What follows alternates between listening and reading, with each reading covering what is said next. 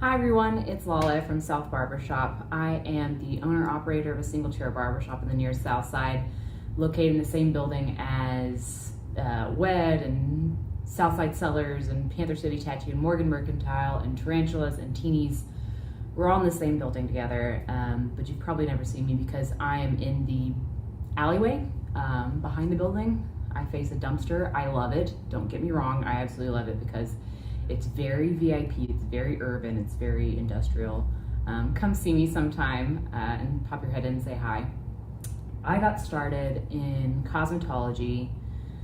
I was 29. I'm not gonna tell you how old I am now, but it's been a few years. And things kind of happen serendipitously for me always. I graduated salutatorian, ended up managing a barbershop for a few years, quit so that I could start a barbershop, got my own barber's license, and now I'm dual licensed. And it was just a week short of being a full year in the shop, and I'm a little upset at that, but you know, you do what you gotta do. So I've heard that a lot of people have some questions about how to do their hair at home. I'm going to start with a dry shampoo run. I don't know if everybody knows how to use dry shampoo. It's been a lifesaver for me in general, not just because of this COVID-19 quarantine situation. This is day, I don't know how long hair. You can tell how greasy it is. I put a tiny bit of dry shampoo in it before I got here just because I'm obsessed. And but I'm letting you know that you don't have to get the fancy stuff, right? I use Dove. It's at the grocery store. It's not that expensive at all. It's probably one of the cheaper options on the shelf. Experiment with a lot of different dry shampoos for yourself. You can always go to Ulta and Sephora. I think sometimes they give out free samples of stuff. So find what works for you. I've gone through about 5 or 6 different brands of dry shampoo just because this is the one that works for me. So we'll see how fast I can do this too. So all you're gonna do for people with long hair is section it out and spray it all over. You just stay a little bit distant from your head so you don't just get that like antique look. Bang. And then people with short hair can also use this, right? So you're not supposed to shampoo your hair every day. I don't know if everybody told you that. It strips your natural oils, it can dry out your scalp. So it's really good to just let your hair go once in a while and not shampoo it. It sounds disgusting. I'm not saying don't shower, but just don't shampoo it all the time. And after you put that in your hair, you're just gonna kind of massage it in. And look at that volume, girls. I can't. Okay. So that's how you use dry shampoo. Pretty simple. Now onto the nitty gritty. So I've seen a lot of clients of mine have been sending me pictures of their partner buzzing their head or themselves buzzing their head or doing haircuts and fades on them. I'm all for it. That might be an unpopular opinion with some barbers, but I'm all for it. Anything that can help you feel normal in this time, absolutely do it. I don't care. It's just hair, you know? I'm not out there saving lives. I'm not out there producing any sort of product that's gonna sustain you. I am my product, and my product just wants to see you happy. And so if you're cutting your hair at home, send me a picture. That's all I care, because I think some of it's hilarious and some of it is spot on. But if that's not an option, you have no idea how to do it. So let's say you wanna buzz your head, right?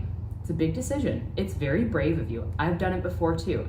It's not something to be taken lightly, but it's pretty liberating. So it's just hair again, I'm saying, and now's the time to experiment. You're at home. Nobody's gonna see you. You have nobody to impress. And if you do, then you already live with them anyways. So first you're gonna need some clippers, right? You can use the cheapo clippers from Walmart and Target. I think that if you're not doing professional work, you don't have to have professional tools. However, the more expensive and more professional a tool is, the better results you'll get, right? Just in general with everything in life, it also applies to clippers. So let's say you're gonna buzz your head. I always say start with a longer guard. So if you start with a 4, you can always work your way down. So you're never going too short and going, oh my God, I didn't realize that if I have blonde hair, it's gonna make me look bald. So start with a longer guard, start with a 4, move your way down to a 3 to a 2, If you want to go shorter than that, go for it. I'm not going to stop you.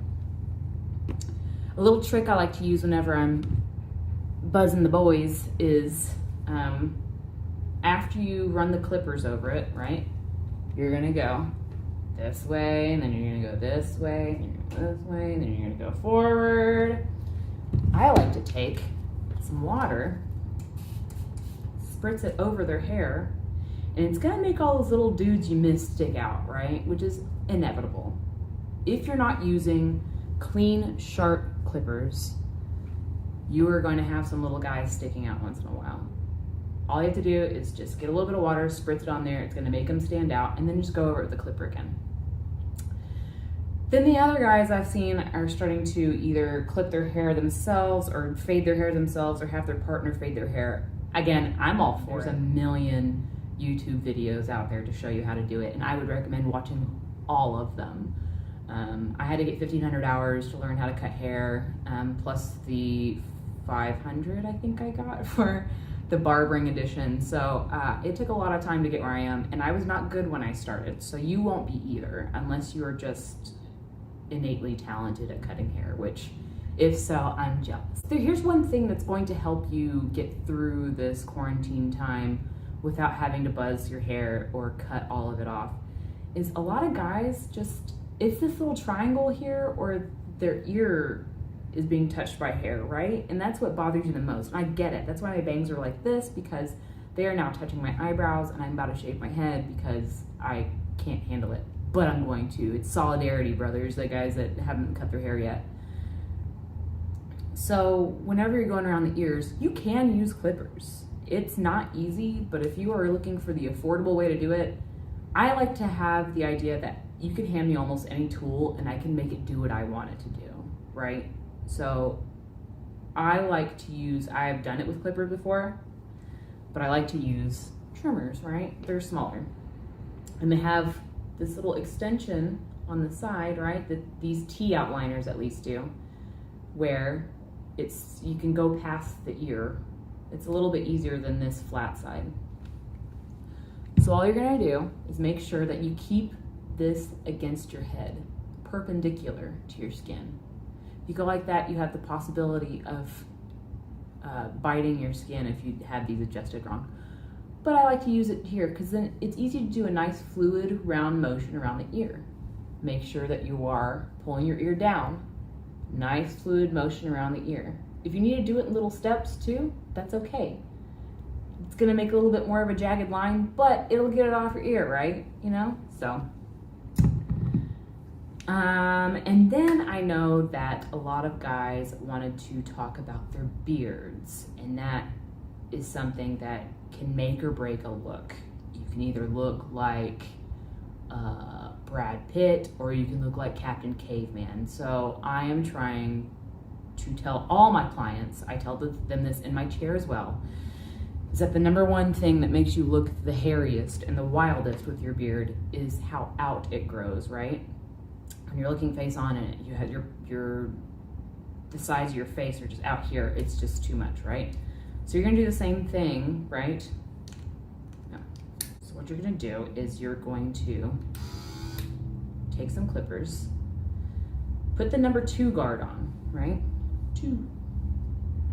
And then I'm not gonna turn it on because I will end up cutting my hair, but never run a guard or run clippers through your hair, your beard or hair without it on, because it will just pull your hair and it doesn't feel good.